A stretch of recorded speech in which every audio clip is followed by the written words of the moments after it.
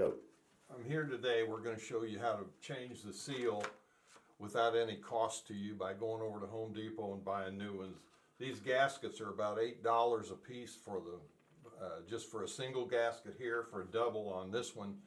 I've not had any success with the red one. They seem to distort and break, and so I pretty much try to stick with the yellow one that's actually made by Kohler. When you're doing this, you want to take the turn on the bottom cylinder, turn it 45 degrees, and the secret to this is that I found that if you take the seal off, you have a seal, the part that's facing upwards is totally unused when it starts leaking. So if you take the seal and simply turn it over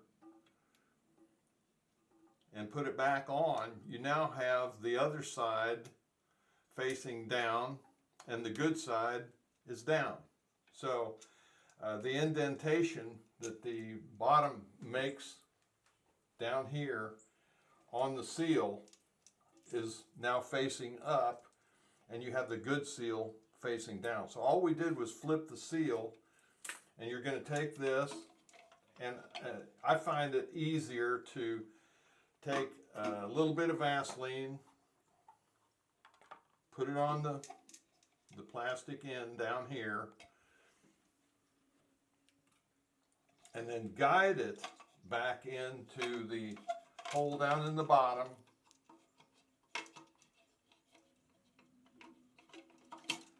Turn it, you're 45 degrees, so you've relocked it. You're there, you turn the water back on. The tank fills, and the leak, as far as the leaking of your old gasket at 1:30 in the morning, is over with. One other thing I want to point out to you that I saw in some videos, this right here, the tube has a problem staying down in the water fill hole. I found that you can actually go out, get anything, a plastic toothpick.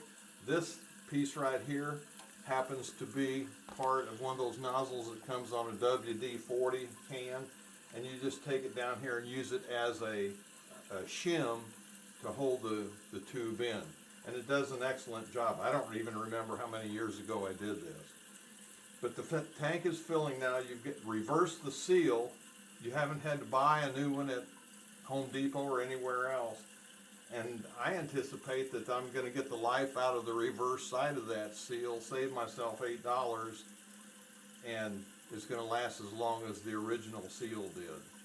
It's also a good idea that when you have the canister out and you saw the black drain down in the bottom, take a piece of, maybe out of the kitchen, a scrubber or something like that, and just clean the top of it off so that you get all the calcium and the residue off the top of that, so that your new seal is going to seal very good against that. Good luck with that, and I think you'll be happy with the results because it's not going to cost you anything.